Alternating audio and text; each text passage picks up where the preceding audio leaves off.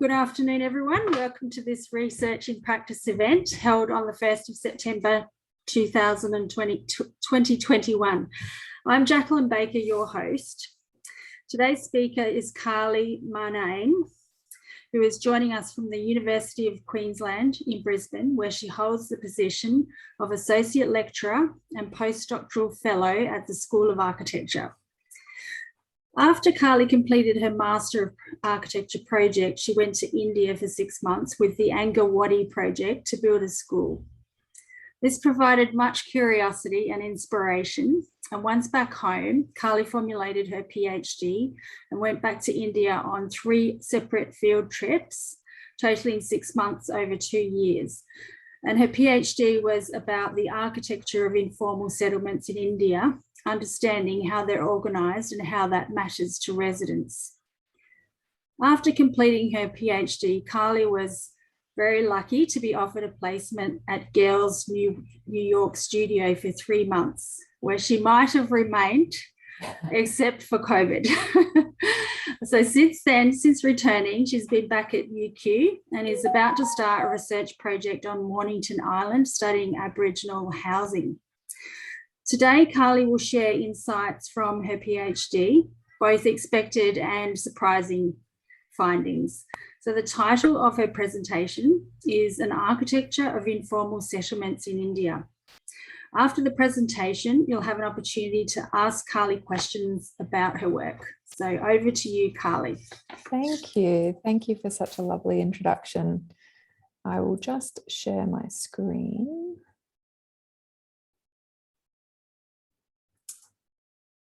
Oh.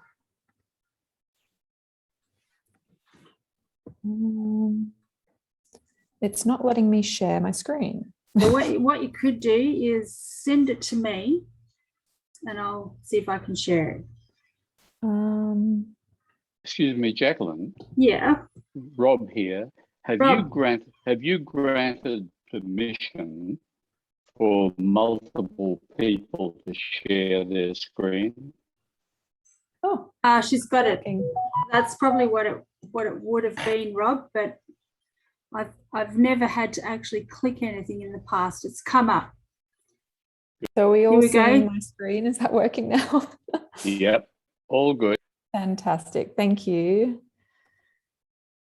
Alrighty. Well, thank you so much, everyone, for being here and joining me on this talk. It's really great to be part of this group and meet you all. Today, I'm going to give you a bit of an overview of how I came to be working in Ahmedabad in the first place, a bit of context on the city of Ahmedabad so you know where we are, my research methods, findings, and then some reflections. I might go through the first part of it a little bit quickly so that we have time for questions. And if you want me to elaborate on anything, please feel free to ask anything at the end.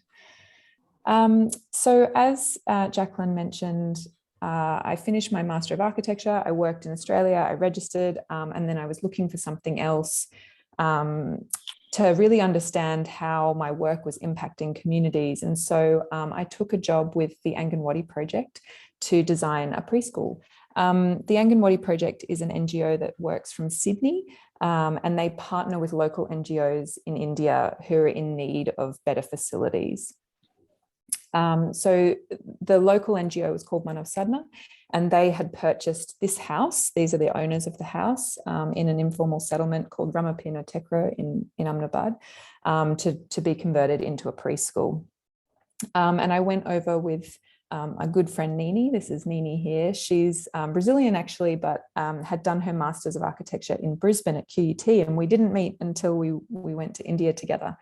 So it was her and I as the architects. We had Manav Sadhana and some local kind of translators, I suppose, and then our builders here, Hashnokbai and Bakabai.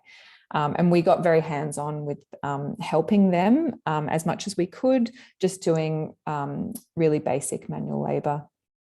The preschool is really modest. It's really small.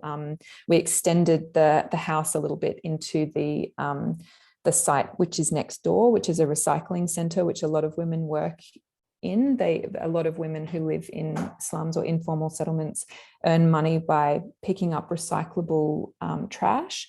and then sorting it into different types of plastics and papers and then selling that on. And so this site was created by Manav Sadhna, the NGO, so that they had somewhere cleaner to do that rather than doing it in their homes. So that's the preschool. And I guess observations that I made while I was there and immersed, I was there for 6 months, were that there were a lot of really fantastic things going on in the settlement architecturally that a lot of people weren't talking about, and that I wanted to explore. And so that inspired my PhD. So to give you a bit of context, in Ahmedabad, it is a really large city. There's 7.8 million people living here up in the northwest of Gujarat. It's a semi-arid climate. It gets really, really hot. There are 3 seasons. Winter is similar to kind of winter up here in Brisbane or in Queensland, where it doesn't really get that cold, but really beautiful blue skies and no rain whatsoever. Summer gets really, really hot, very dry heat. It can get up to 50 degrees. And it was 50 degrees when we were tiling the mosaic wall of the preschool, which was really horrific. And then monsoon, June to October. And in Ahmedabad, it just rains during monsoon, but most of the rain comes down in just 4 days. So there's these huge volumes of water moving through. And a lot of the informal settlements are located on marginal or not very good, not very well located sites. And so the preschool that I helped design is near the creek. And so there's a lot of flooding issues in that community. So Ahmedabad was founded in 1411 on the banks of the Sabarmati River, which you might also know from being the home of Gandhi's ashram when he came back from South Africa. But Ahmedabad was largely shaped by Islamic influences up until about the 1800s, when India started to be colonized and British bureaucrats kind of came into power. But Ahmedabad has always been a really flourishing centre of commerce and finance and industry, and it's most well known for being a major textile manufacturing centre after Mumbai. It's also got really fantastic and beautiful architecture. So the old city is made up of these neighbourhoods called poles. You can see here some photographs of entry to poles with really beautiful Haveli houses. And a Haveli just sort of means like a rich person's courtyard house.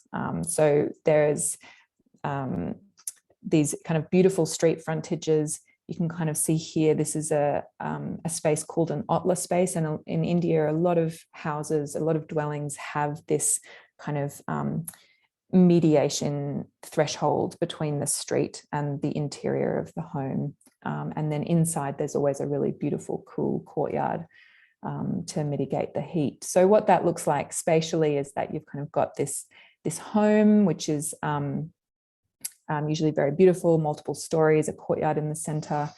That's located within a neighborhood called a pole, where often extended family members will live, or people who do the same profession of you or who are in the same caste.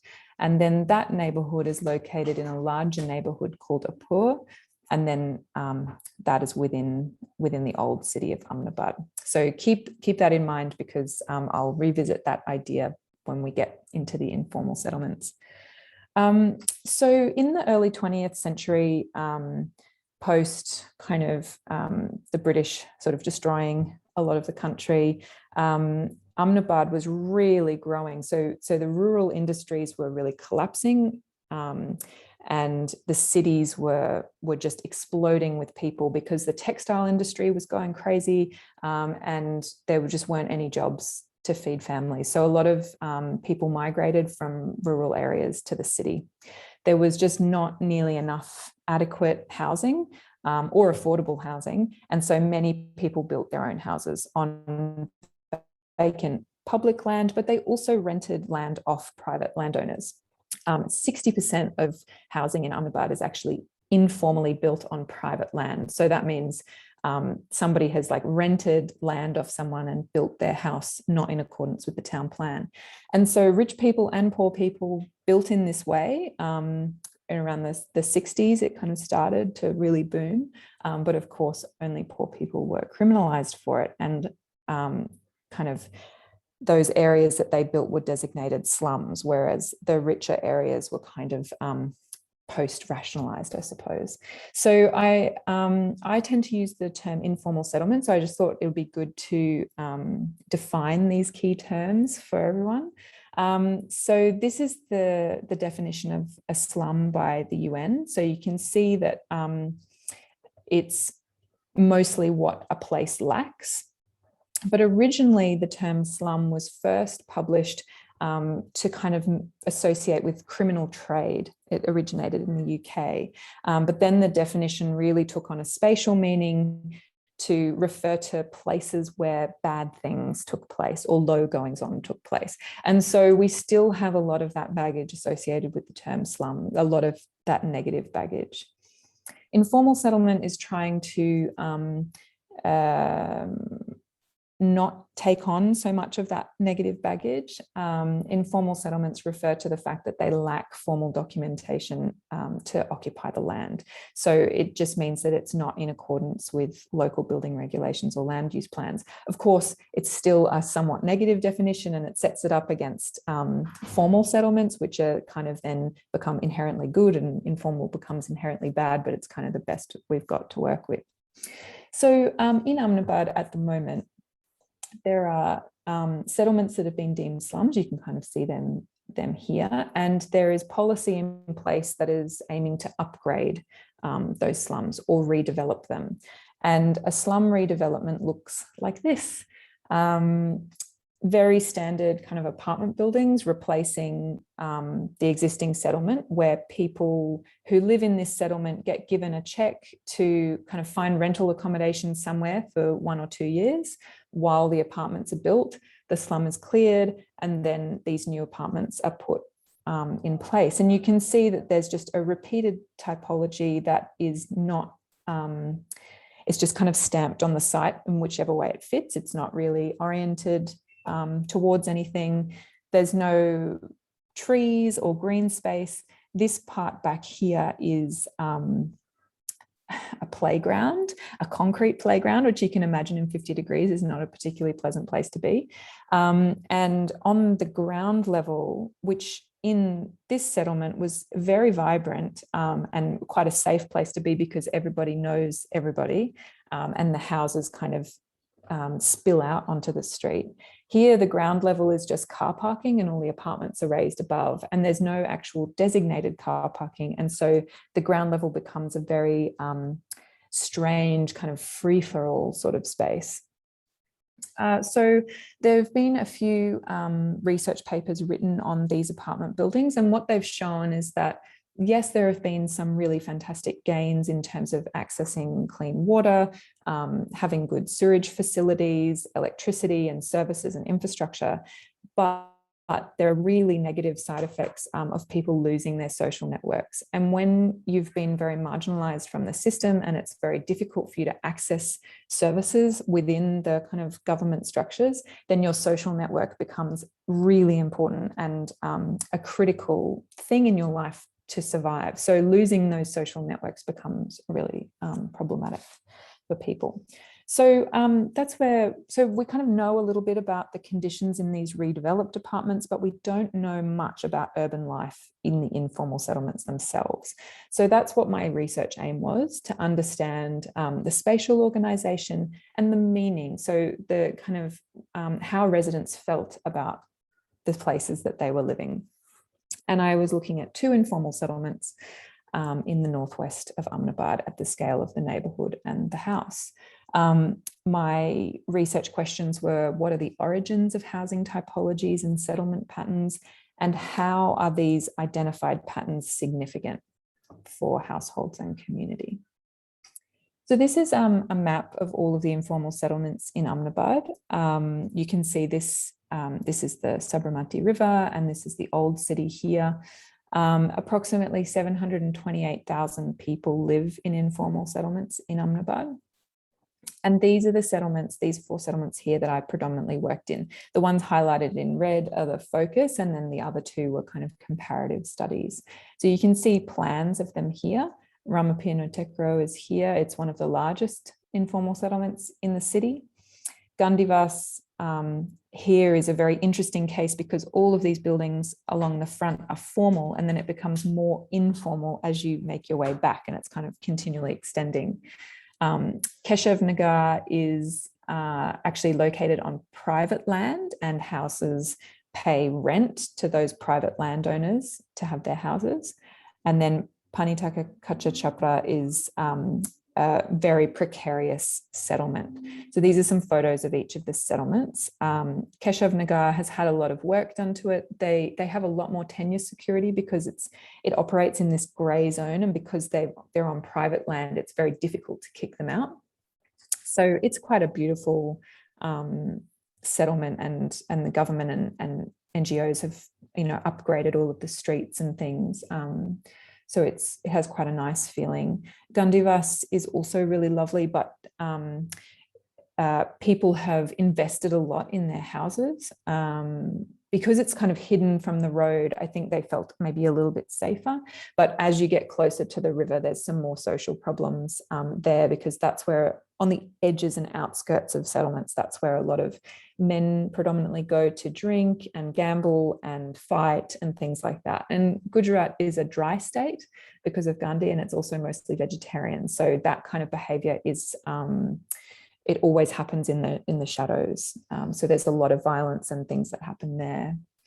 Ramapina Tekro is really varied because it's so big. So you can see some houses that are 2-story, rendered brick structures with water and a toilet and functioning electricity. And then you see others towards the edge, mostly again, that are a lot less serviced, maybe made of hessian or plastic or other things like that.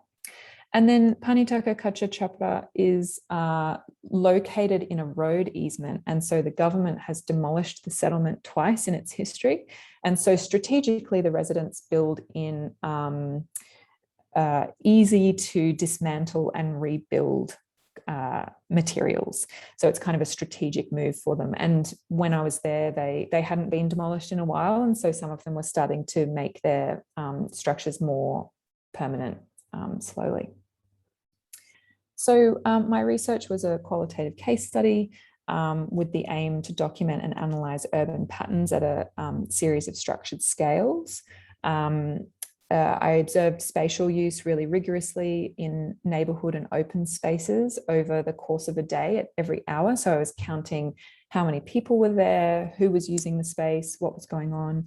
And then I wanted to hear female resident voices, who are the most marginalised kind of in this place. And as Jacqueline introduced, I did 3 periods of fieldwork, which came to 6 months. So I'll just go through each of the methods pretty quickly, but I'm happy to have a chat about them afterwards too, if you like. Pretty regular architectural mapping methods, but I had to a slightly irregular way because, of course, these settlements are not in any kind of town plan. The drawings of them don't exist. So I would start with satellite imagery, and then I'd confirm that through walks on the ground. I document building uses by walking a different route through the settlement every day. I couldn't hope to document the whole settlement of some of the bigger ones, so I just focused on the neighbourhoods that I was spending all my time in. I also had a 3D laser scanner, which meant that I could do accurate documentation of key neighbourhoods that I was studying. And I spent most of my time volunteering in community centres that the NGO ran. So originally my plan was to work with children, but that didn't work for a number of reasons, which I can talk about later if you're interested in.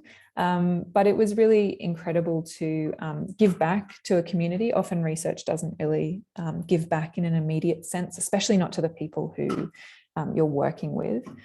So I worked with kids, and we did a lot of, I taught a bit of English, I taught arts and crafts, and we did a lot of kind of environmental studies. And this is how I got to know a lot of people living in the community.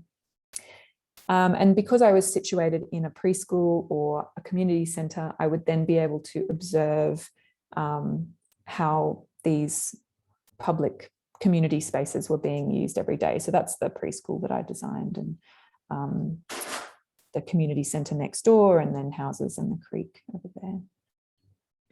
I did a lot of participant observation. I became really friendly with this particular family, and they invited me to visit their ancestral village for this festival. And I went twice, which was just an incredible experience. It also completely reshaped the direction of my thesis, because when I went there and saw what a rural village was like in the north of Gujarat, I realized how similar it was to informal settlements that I was working in. And so that shaped that first research question, which is, what are the origins of spatial patterns and housing typologies in the settlements? And then I did a number of interviews with female residents. I also interviewed some architecture friends that I had and NGO staff, and they were really important interviews to help me understand the cultural context that I was working in. I would make kind of observations and kind of check them with these key informants, which was great.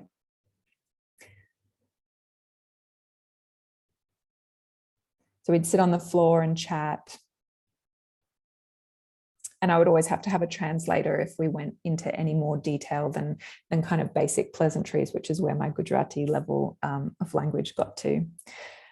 So before I get into research findings, I'm just going to take you through one case, Ramapino Tekra informal settlement, to give you a bit of an idea of what it's like there. This is the settlement. Actually, this is Gandhi's ashram. There's a really beautiful Charles Correa museum there, and I lived here in the ashram, where the NGO has a number of houses for volunteers. This is Panitaka Kacha Chapra along the wall of the ashram, and then the creek, which really floods quite badly. And then these are the neighbourhoods that I focused on here. Number 7 here is a water filtration plant that was being built by the government to clean the creek water before it went into the river. Because a lot of this settlement doesn't have adequate drainage or sewage, and sewage can overflow, and it all kind of, Ramapino Tekra means little hill. So this is made up of a bunch of little hills, and it all runs into the creek, which then runs into the river. So instead of cleaning up people's houses, they're just cleaning up the creek water before it goes into the river. So people moved here in around the 1960s, and the settlement actually hasn't changed that much over the last 20 years. There's little incremental kind of encroachments and developments on the outskirts, but it's actually been here for a really long time. I focused on these 3 neighbourhoods, and at the centre was a community centre built by Manav Sadna. Architect was Yatin Pandya, who's really fantastic. The preschool that I was working on was here, which is right near the border of these 2 neighbourhoods. And what I didn't realise when I was there as an architect was that the settlements are made up of really distinct community neighbourhoods, and you can't see the boundaries. The boundaries are not physically represented. In a rural village, they are.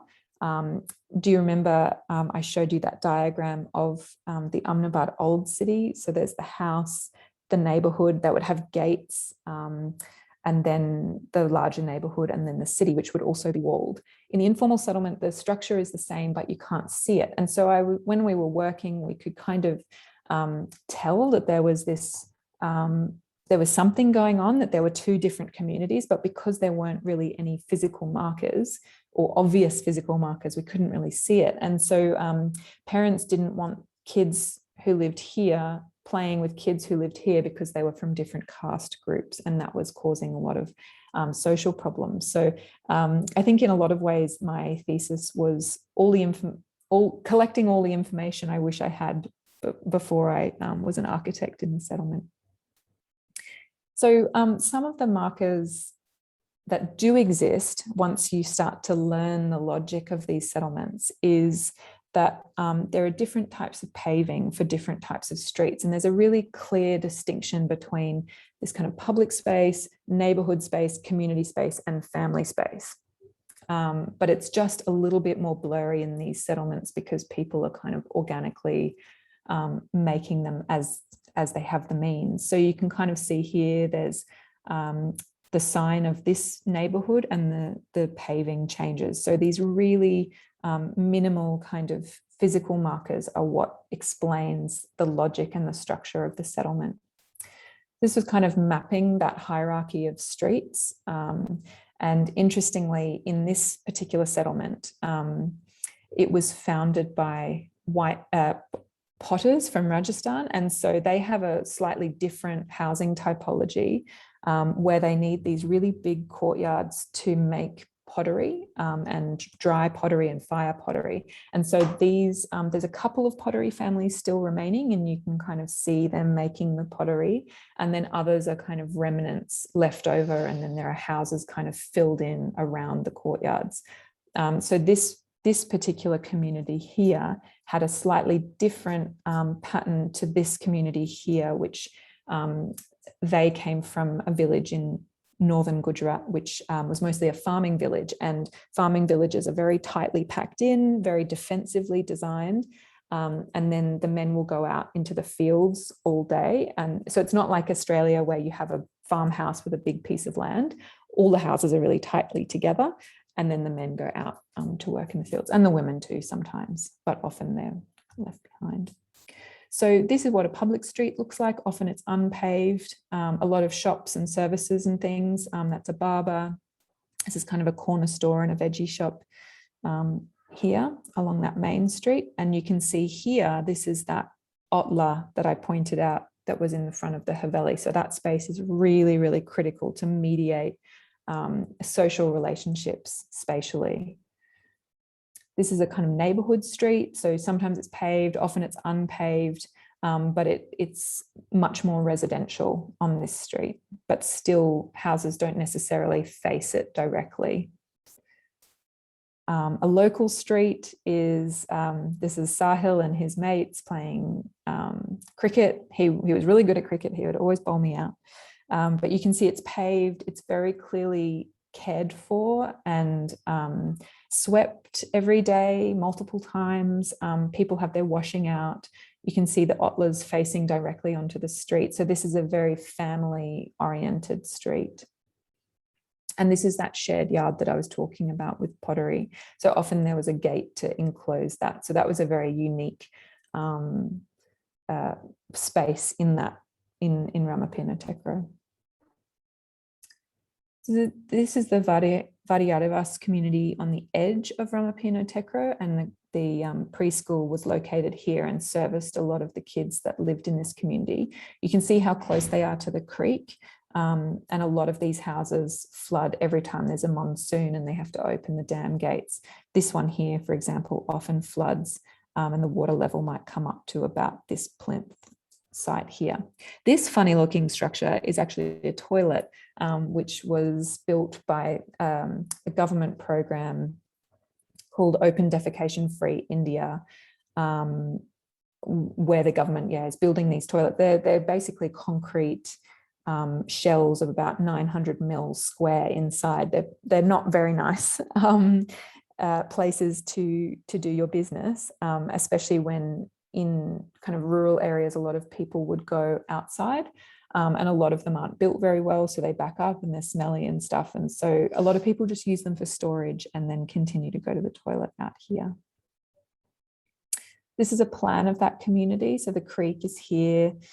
These are houses. So each house is quite, even the very, very modest houses, which is just one room, they still have this really important Ottler space. So it's like a front porch. So it's slightly raised from the ground level. It has a change in material, and it's where people spend most of the time, because often it's like shaded, it's a very comfortable place, it's breezy, you can see everyone that's walking around, so it's a very safe place to inhabit. This is the community centre for the rag picking women who pick up recycling, and the preschool here. So I mentioned that at each hour over the course of the day, I documented who was using the space, what kind of objects were there, and how people were kind of relating to it. So I did these drawings to really understand the patterns over the course of the day, and then graphed that information as well. And what I found was that women mostly stayed near the house.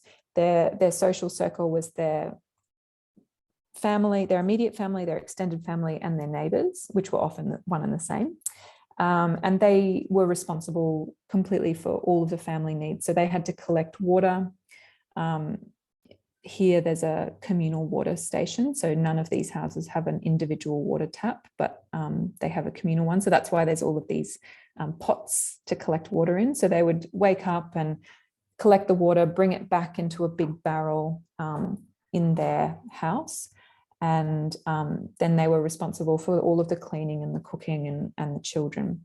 So a lot of the children played around the houses, but went out to school. So you can see them kind of fluctuating and coming. Most of the kids are out playing after school. As boys get older, their range really increases, but girls are mostly tied to the house. And men peaked in the morning and in the evening because they were out at work most of the day. At the dwelling level, I documented each family that I interviewed, their house over time. So this house is, the section and plan is what it was like when I was there. So I used the Zebedee 3D laser scanner to get a really accurate documentation of the place, photographs and videos and everything. And then in the interviews, I asked them how they had changed their house or what the process of getting that house was. So this is little Pael and Paras and their mum Gavriben. And they actually moved, they built this house themselves and they moved onto empty land opposite her mother's house. Now, this is really quite unusual because usually when women get married, they move to live with their husband's family, but her husband, Ajay Bai, was one of many boys, and so their house was getting really overcrowded, and so they needed to move somewhere else because they were having children. And so Gavriben said, well, my family lives here, there's plenty of space. I really loved growing up here. I love my family, let's move there. So that's where they moved. And their house is built of found bricks, tiles, hessian, plastic, tin, that kind of thing. They don't want to invest in their home because it gets flooded in the monsoons every year. And so instead, Gavriben wants to put all of the money that they can possibly save into their children's education, because that's really the only way that they can see themselves moving up out of a cycle of poverty. In contrast, this is Nainaben's house. I was working in the community centre with her daughter Sonalben, and I saw their house at two different stages. So I documented their house in 2017, and then when they'd rebuilt it in 2018. And they have a really interesting story too. They first came here, they migrated from a village, and they first rented a house. It was a mud house, very basic. You can see a lot of the older houses actually step down in the floor level, and the ceiling's quite low, so they feel quite dark. And they rented a few houses before they were able to buy a house. Then they renovated it to raise the floor, install a toilet, and then, kind of renovate every monsoon. And they have two sons and a daughter, and a daughter-in-law and a niece living there. So there's like 7 people living in this house. This one here, it was just 2 rooms, and it was just becoming really overcrowded, especially because the children were getting older and married, and then that enters into a different stage of life. But because they had a number of people who were earning money, they were able to renovate their house. And this is a common goal that most people have, to renovate their house into a 2 or 3 story rendered brick home with nice high ceilings, fans, TV, toilet, that kind of thing. So that's a common goal. Some other people wanted to move out of the settlement, but a lot of people want to stay in the settlement and live with all of the people that they know and love. So that's just a detailed plan and section of each of those stages. So after interviewing 11 or 12 women and documenting their houses and making multiple observations in these 4 settlements, what I realized, so the literature kind of documents these first 3 stages of claiming land, building their first temporary shelter, and then upgrading it to a permanent structure. But what I found was that it was a slightly more nuanced version of that in Ahmedabad, which is they'll first start to upgrade really slowly until they get to this idealized kind of this 3-part house. So that's got the front porch, this front receiving room, and then the back room, which is the kitchen and the most private room where mostly the women stay, which is very similar to what's the same typology that's used in a rural area. And then they want to rebuild into this house. And the process of claiming land is quite interesting too. It's a very informal process. It's kind of how you would maybe negotiate say like a community garden or something that wasn't hyper regulated. You'd kind of go there, you'd chat to some people, you'd find out what spaces are available, and then you'd maybe start claiming it slowly, not all at once. You sort of start putting some of your materials and things and start storing things, start cleaning it up, making it look like it's yours. And then if no one complains, you build a small structure and then you make it bigger and bigger and bigger as you can. So that's kind of the typical stages of housing in these settlements. So to wrap up now, what I found was that the origins of informal architecture were definitely rural. A lot of people are migrating from rural areas, and so they're taking these traditions with them. The old city of Ahmedabad is an urban example of the rural traditions. They're very similar in Gujarat. And so people are reproducing spatial forms from a village context.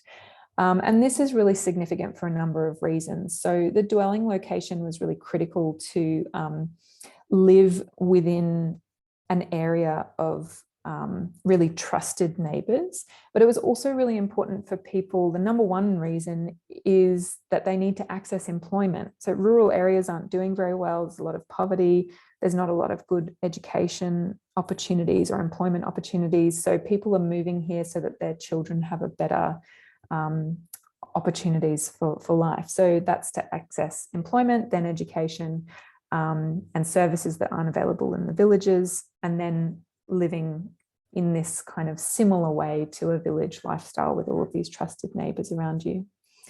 Dwellings were upgraded using an incremental construction process that often followed a similar pattern, but some households got stuck at different stages. So we saw that Gavriben, it floods all the time. She doesn't have much money. She's not going to waste it on the house. And I think that's often something that redevelopment projects don't fully understand, is that when people are very poor, you have to prioritize. And for a lot of people, their employment opportunities and education opportunities are more important than what their dwelling looks like or how big it is or something like that. Spatially, threshold spaces between the scales of the immediate family house and the community, or the community and the next neighbourhood, were absolutely critical. And the Ottler, this space here, this front porch space, it's so modest, but so important in mediating that. And in India, as I said, that comes from a long tradition of these threshold spaces. So people understand what they mean and how to use them. But they were absolutely critical for privacy and safety and things like that. And then these shared open spaces at the heart of these kind of housing clusters were really important to alleviate the small size of the dwellings. The houses are so tiny, all of the activities spill out. You can see in this image, this is all things that I witnessed in the settlement. And so the quality of that space had a really big impact on the quality of people's lives. And so a lot of really good, positive informal settlement upgrading has focused on these shared spaces and made them really lovely places to occupy. So a couple of reflections to leave you with. There are lots of things that I learned and experienced, and we can maybe talk about that in the chat. But I guess that the main argument of my thesis is that although these settlements have informal tenure status, as in they don't have maybe documentation for the land that they're situated on, it's really not reflected in their architecture. The architecture has rural origins, traditional origins, with lots of kinds of significance for residents. And it was really apparent at the scale of the dwelling in the neighbourhood. So there's this architectural continuity in these building patterns that really demonstrates this value. And I guess it's important to note that changes to the physical environment won't really eliminate the persistent and structural problems of poverty and low caste. So, you know, putting people into a high-rise building solves some problems, but it doesn't really change the fundamental issue of poverty and inadequate access to housing and a variety of different kinds of housing so that you can live in the way that you want to live.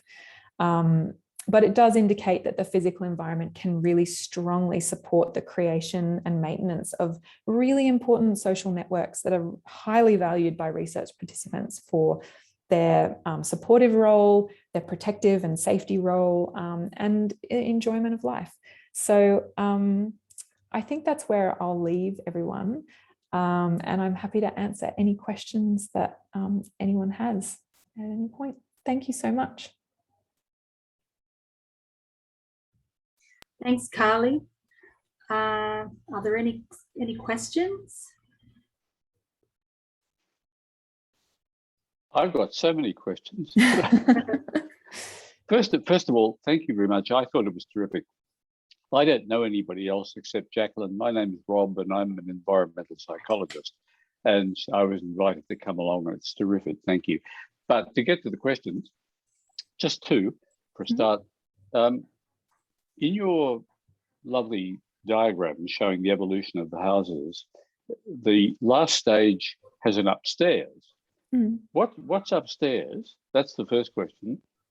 And the second is, how widespread is the underpinning infrastructure for municipal toilets? Because one of the houses you described, one of the things it added was a toilet connected to the municipal system. So is it just lucky if you can get a space near a sewer? Yeah, great questions. In the house upstairs, it's a kind of, I guess, an empty room. In Gujarat, they don't really have much fixed furniture like we have. They have these beds called cutlos, which are really, they're timber framed with like a woven netting on the top, and it's really easy to move them around. So they operate like beds or lounge chairs or whatever, and that's really the only furniture that they have, and the rest of the time they sit on the floor. So the most important spaces are always on the ground level, that the Ottler, then the ossuary, the receiving room, and then the kitchen at the back. And then the upstairs spaces are for the extra family, you know, the sons and daughters and stuff. When they get married, that's where they live. Second question, yes, a lot of informal settlements do have municipal sewers.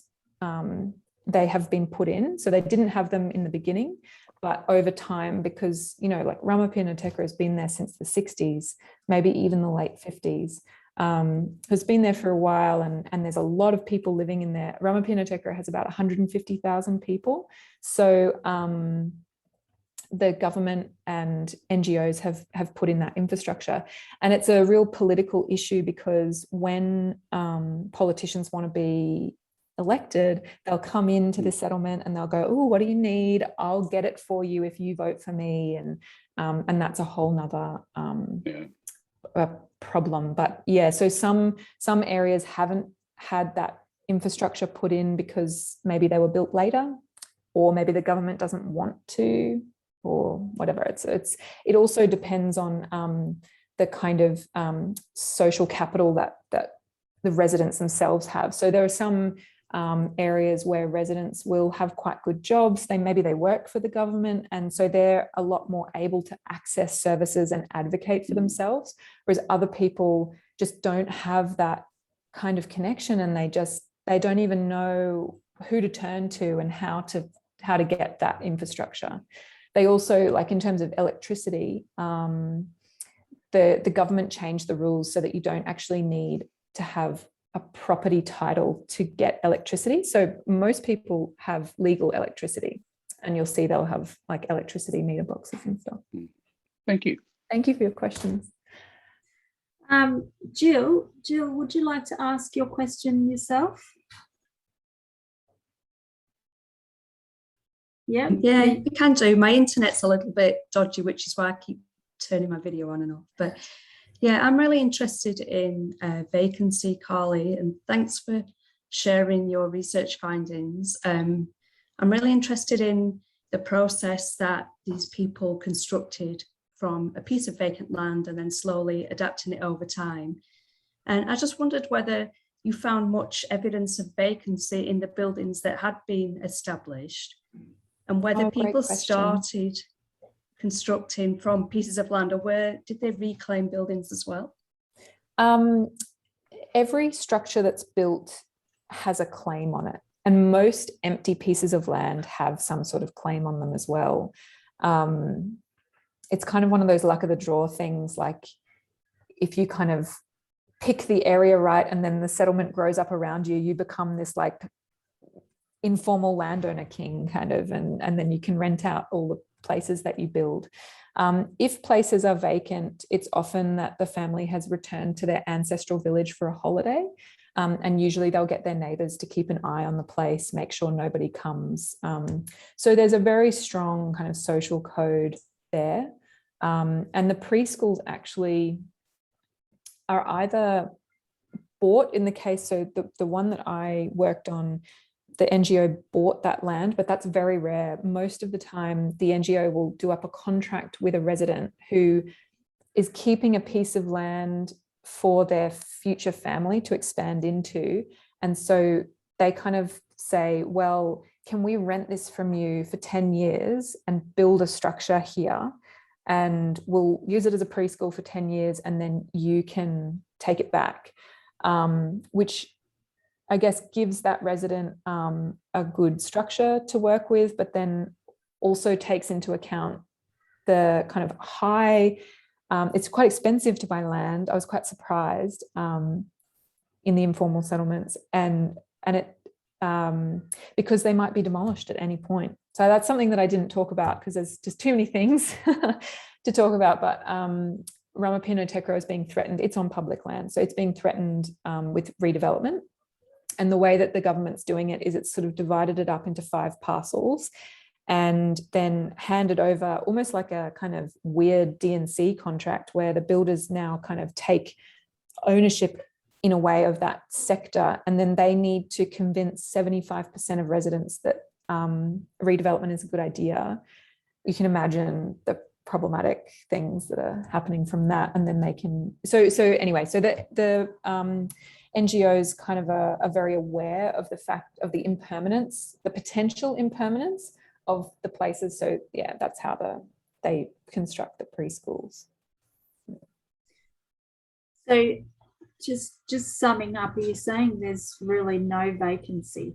Not really. If a place isn't inhabited, that's because they've gone away for religious purposes. Or yeah, there'll be a story. And most people have a house in a village somewhere that's legally owned. And in my thesis, I do a comparative study between a village that a resident of the informal settlement has a house in. So they kind of see that as their true home, the home of their heart and their family, but they need to be in the city to find work and to educate their children because that opportunity doesn't exist in rural areas. So yeah. Thank you. Thanks, Jill. And Emma, would you like to ask your question? Yeah, hi. Thank you so much. That's amazing, super interesting. I'm really interested to know what happens in those new apartment buildings when they redevelop like the whole place out, and if the residents do actually maybe unhappily but keep using those spaces as they were intended, or do they over time slowly start to adapt them as well? That's such a great question and would be worth a study. And that's what I actually thought that I was going to do when I went there. Because after my research, after I'd built the preschool, I'd sort of made these observations, and my question was going to be, kind of studying the existing settlement and then comparing it to an apartment building. But then I went to the village with this family, and I learnt about, you know, how similar they were, and I changed that question. So I don't actually know. I didn't go into any apartment building. I have heard from friends, though, that they've seen cows and goats up the stairs in the apartments because, of course, like, you know, a lot of people own animals, and a lot of people, you know, produce milk or have like some kind of semi-farming kind of industry, or own a shop or something, and none of that's kind of taken into account in the apartment buildings. But yeah, that's worth a longitudinal study, that question. And 2 people have raised their hand. Thanks, Emma. Abelia, do you have a question? Well, sort of. A comment? I can't. I just wanted to introduce myself and ask a little bit more about the using girls' methodology in the public space in the informal settlements. One of my companies has recently, over the last few years, been developing a digital version of the public space, public life methodology, which we've been testing with UN Habitat in Kenya. So I'm really interested just to hear a bit more with you about, or talk a bit more with you about how that works in those informal settlements. Yeah. And I'd love to talk to you for hours about that. Yeah. So maybe I can. Maybe we need to have a separate catch up. That would be awesome. But how was it in those sort of fairly dense environments, trying to map those movements? I guess they were beautiful diagrams. Great question.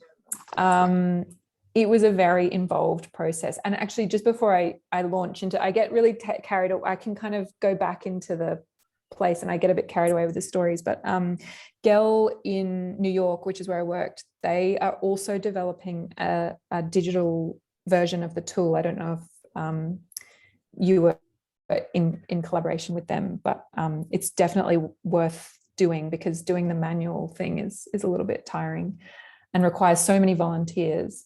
But in the settlements in India, I am obviously very, very white. I also have freckles, which is really unusual.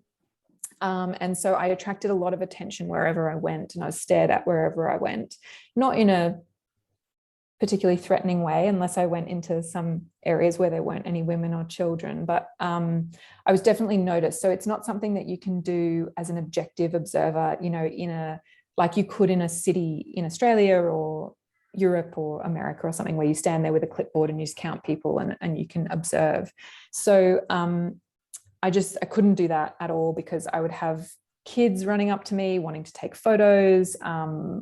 I couldn't go anywhere without interacting with people. So I ended up, I also had really strict ethics requirements, which some of them were good and important, and others were not really reflective of the environment that I was in, and were coming from a very Western perspective, which was very frustrating to me. So what I ended up doing was walking through the settlements.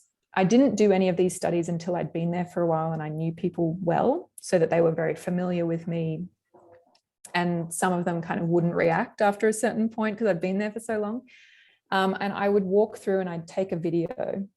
And I'd video everything at that time, and then I would come back and I would do all of the counting and everything from the video, and then I'd delete the video. So that's how I got around it. Yeah, fascinating. That's really interesting. Thank you. All right. Thanks, Adelia. Yes.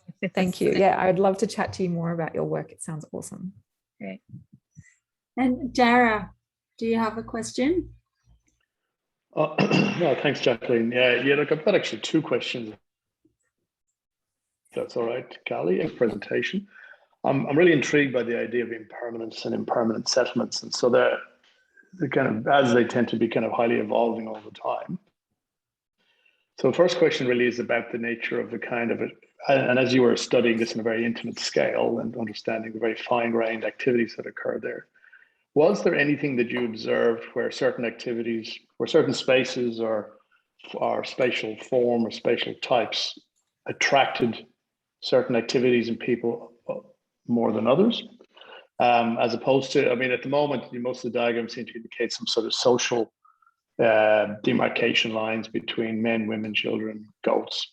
And I'm just intrigued to know if any of the, I mean, you did mention the sort of veranda or the porch as being an important spatial type, but I'm just wondering if there's any others. And then the second question was, given the impermanence of the structures, for the people who felt like they were investing in space, I'm not sure if you really referred to, was there any sense of the idea that these buildings might be removable, dismantleable, taken apart, relocated elsewhere? And what did you kind of learn from that, I guess?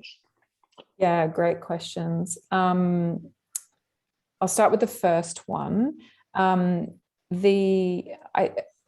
I couldn't talk about it in too much detail, but because the settlements were because the houses were so small, all of the activities kind of spilled out of the houses.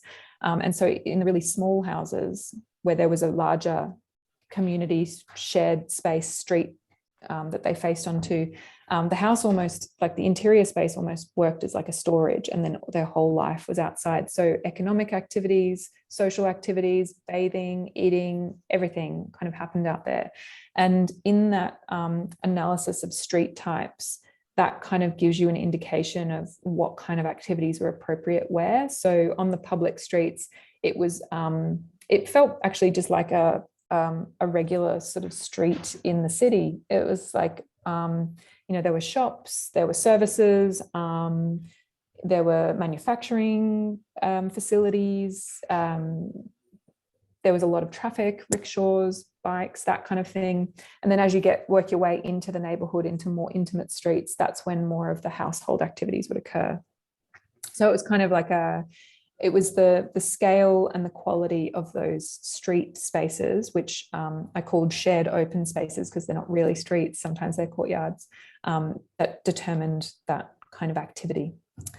And then your second question was about impermanence of dwellings.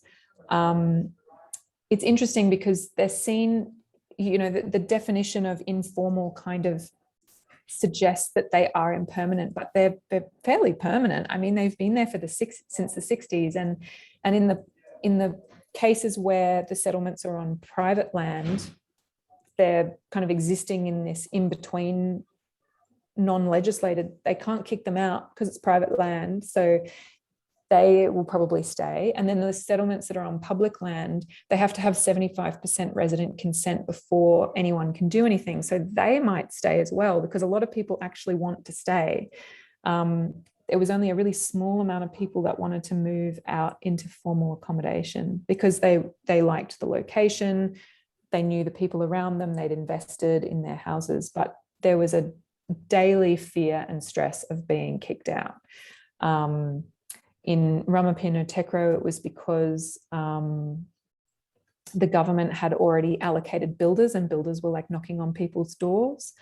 In Gandivas, I don't know if you've heard, there's like a new cricket stadium. It's going to be the biggest in the Southern Hemisphere. Populous has designed it. It's being built across the creek. And in all the renders that you see of that stadium, there are no slums. There are no houses that look small and low income. There are only these like weird fancy looking bungalows with grass around them, and grass doesn't grow in Ahmedabad. So they're very, I don't think they've seen those renders, but they're very, very concerned about their houses. But it depends on individual family context whether they push through those concerns and upgrade their house, like Nainaben and Sonalben, who built the 2-story house. They just had too many people living in their tiny house. And they said to me, like, yeah, like our neighbors say to us every day, you guys are idiots. The houses are going to get torn down, but they love it. They have enough money. They need the space. So yeah, I hope that answers your question. Thanks very much. Yeah. And Dara, do you still have that opportunity going that you were talking to me about the other day? Oh yeah, look, we're looking for somebody who might be interested in part-time writing and research. We have a sort of an informal journal blog that we produce, and we also produce periodically or infrequently produce research outputs of our own work, and our own basically. So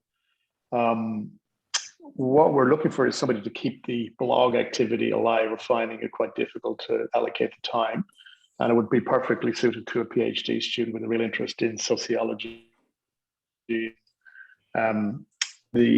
impact of architecture on people. And also, we take it's a reasonably light art, so the intention is that it's actually targeting non-academics and almost even non-architects in many ways, but with an interest in research. We're trying to generate that interest in the idea of a research-based or a data-based approach to hypothesis and to experimentation.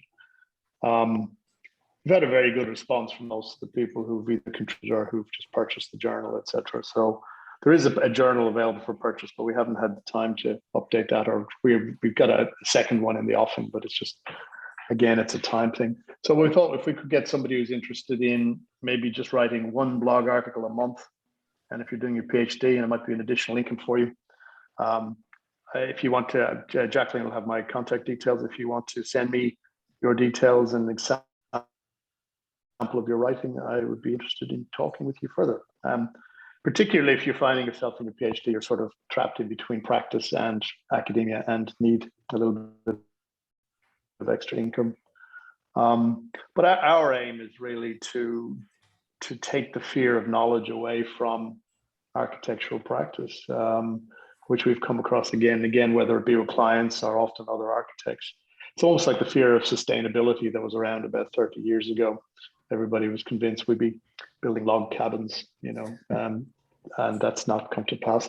Albeit, though, with new guidelines, we might end up doing that after all, with the new building codes coming out. Anyway, I digress as usual. So if anybody has an interest, please get in touch with me through Jacqueline, and we can take it from there. Okay. Dara, since we did probably have quite a few more people, but they've had to go because we're a little late finishing today. Yeah, so I'll talk to you in a sec. I can see you there. Yep. I was just wondering, would it be a 1 day a week job or? Well, it could be very flexible. It would be something that people could do in their own time. It would be equivalent of that, about that sort of amount of time between the actual research, and we would, help with the data gathering and the sort of research as well. And the idea would be to sort of spend a couple of weeks doing the background information, and then a couple of weeks writing drafts, and then we would put it together with images and things like that to go on the blog page. So how about I write to all the people that I invite to these sessions and put out the opportunity and give them your email? How would that be? Yeah, absolutely. Give them my personal email, because the one on the website tends to get spammed a lot. We tend to ignore it, I'll be honest. Your we're learning personal as email. we go. Did I use your personal email for this invitation? Yes, you did. Yeah. Well, when I say personal, it's my normal work one. But so that's fine. Send that out, and maybe even a link to the journal if you can, so that people can have a look themselves. Okay, if you could send me a link, I'll do that. Thanks, Dara. Yep. Marianne. Okay. Thank you. Hello. I just want to enthuse about Kali's presentation. That is so fabulous. And what's really great about it, from my perspective, is it demonstrates the worth of delving into the existing conditions rather than turning up with some kind of solution. Here's my design. What is it actually like there? Absolutely. It's and there so needs critical. to be more of it. Yeah. And so often in these situations, they're just, people look at the settlement and they go, oh, it's a slum, it's bad, everyone must hate it, people probably don't like living there, here's this new great thing that I've designed. And it's just so arrogant and rude and awful thing to do to someone, to come into their home and say, oh, you're living badly, here's a better way to live. Yeah, it's terrible. Yeah, well done. Yeah, thank you. Well done, Kali, and thank you so much. And it's been really hard to finish up, and we've gone over time. So I'm thinking perhaps since everyone enjoyed it so much, you might want to come back when you've got some findings on your next project, the Aboriginal housing one. If you're interested, perhaps you can present on that or give us some preliminary findings in a few months, see how you go. But thank you so much, and thank you everyone for attending, and I'll see you all next time. Thanks, everyone. See you later.